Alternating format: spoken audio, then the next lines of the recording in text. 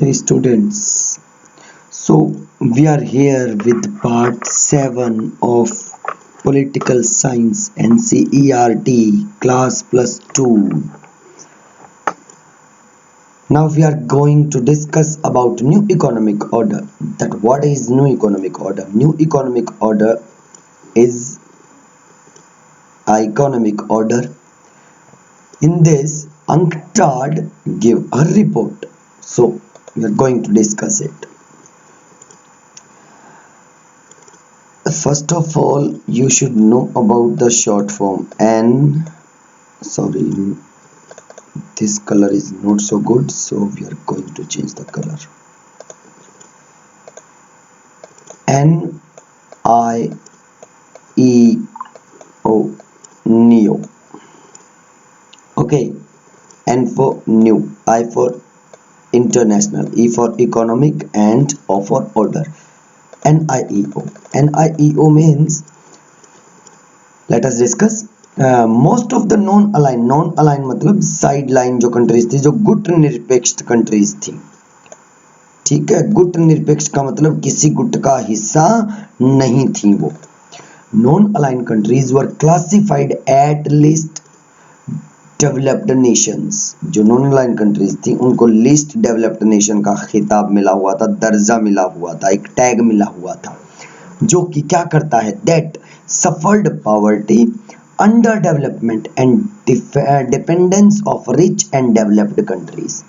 जो गरीबी का सामना कर रहा है, गरीबी से गुजर रहा है, अविकसित है, मतलब विकासशील है, अभी डेवलपिंग है, डेवलप्ड नहीं है, और डिपेंडेंस किस पे कर रहा है वो, अपनी रिच एंड डेवलप्ड कंट्रीज पे। अभी भी उनकी डेवलपमेंट जो डिपेंडेंस है वो किस पे है, रिच एंड डेवलप्ड कंट्रीज से, मतलब उनसे हेल्प लेता है। जब भी उन्हें ज़रूरत होती है वो पैसे की हेल्प लेते हैं, रिसोर्सेज की उनसे हेल्प लेते हैं, including colonial power from which they had won political freedom. और उन कॉलोनियल पावर से भी वो मदद लेते हैं जिन पे वो, जो कॉलोनियल पावर उन पे रूल कर चुके हैं, जिन्होंने उनसे पॉलिटिकल फ्रीडम हासिल की है, अपनी राजनीतिक स्वतंत्रता हासिल की है। स्टूडेंट्स, न्यू इकोनॉमिक ऑर्डर, अब एनईओ की बात करते हैं। United Nations conference on trade and development, मतलब UNCTAD. U for United, N for nation, C for conference, T for trade and development. United Nations conference on, O आ जाएगा इसमें, यहाँ पे ओ आप लगाएंगे नहीं, आपको प्रोनाउंस करना पड़ेगा।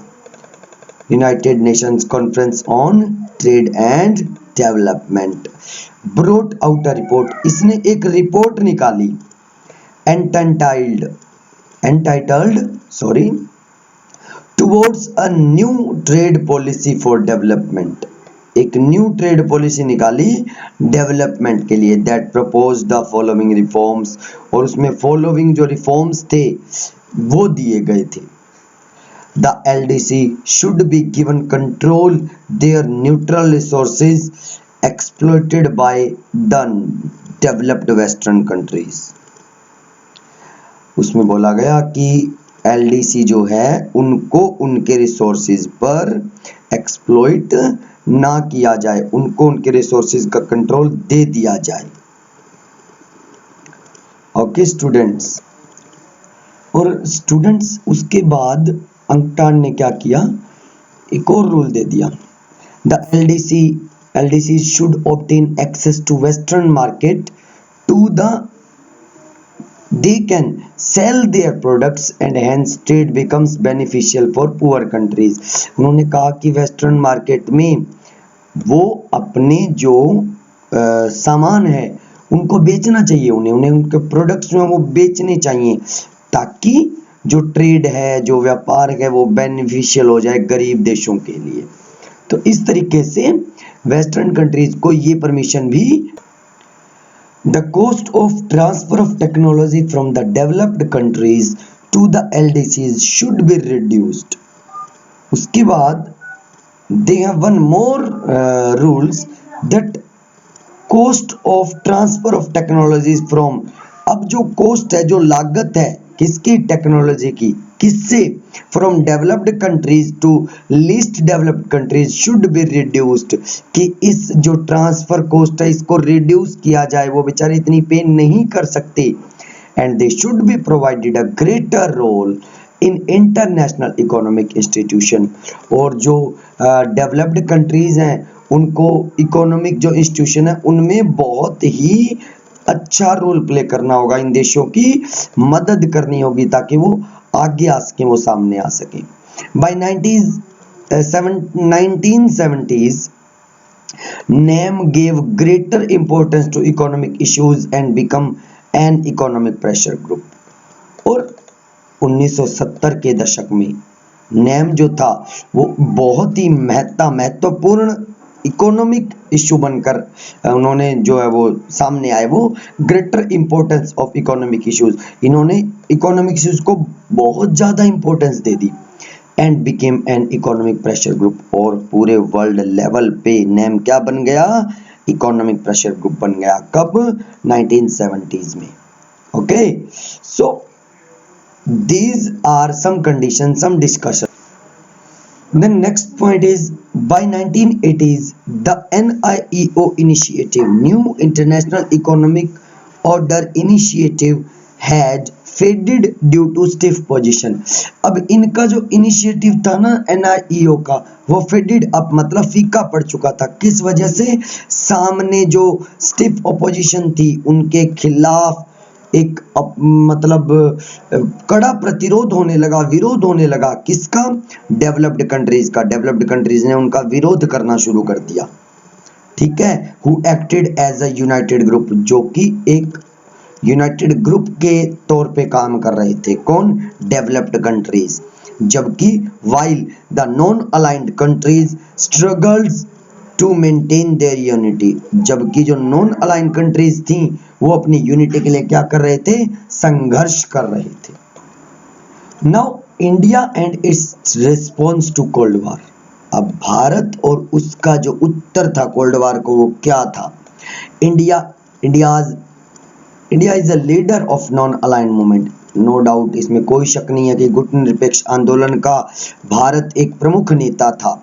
इट्स रिस्पॉन्स लीड कर रहा था उसको वो। Its response to the cold war was two fold, दो तरीके का उनका रिस्पॉन्स था इंडिया का कोल्ड वॉर के regarding. It distance from military alliance of two super powers, एक तो उन्होंने दूरी बनाई हुई थी दो सुपर पावर से। किन किन से, दो सैन्य देशों से, सैन्य शक्ति देशों से, यूएसए और यूएसएसआर।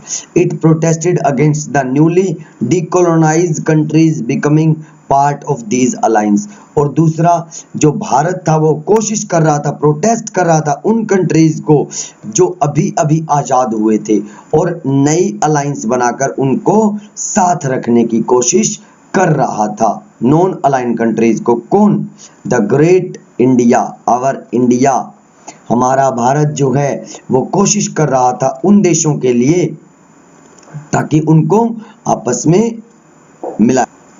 अब उनको मिलाने के लिए इंडिया की जो पॉलिसी थी ना, उन देशों को जो अलायंस बनाने के लिए उन देशों की, उनमें ना तो इंडिया की पॉलिसी नेगेटिव थी और ना ही पैसिव थी, ठीक है। पैसिव मतलब positive. Nehru said non align policy was fleeing away. Fleeing away का मतलब आप अपनी धुरी पर रहिए, ठीक है। आपको इनसे कोई मतलब नहीं है, ना तो आप इनको दुख दोगे तो ना ही आप इनसे सुख लोगे। ये नेहरू साहब ने साफ साफ बोल दिया था, ठीक है, क्योंकि नेहरू जानते थे कि अगर इनके साथ हाथ मिलाया तो डिपेंडेंस बढ़ जाएगी। अब बात करते हैं criticisms to India's policy on non aligned. Next video में हम इसकी बात करेंगे।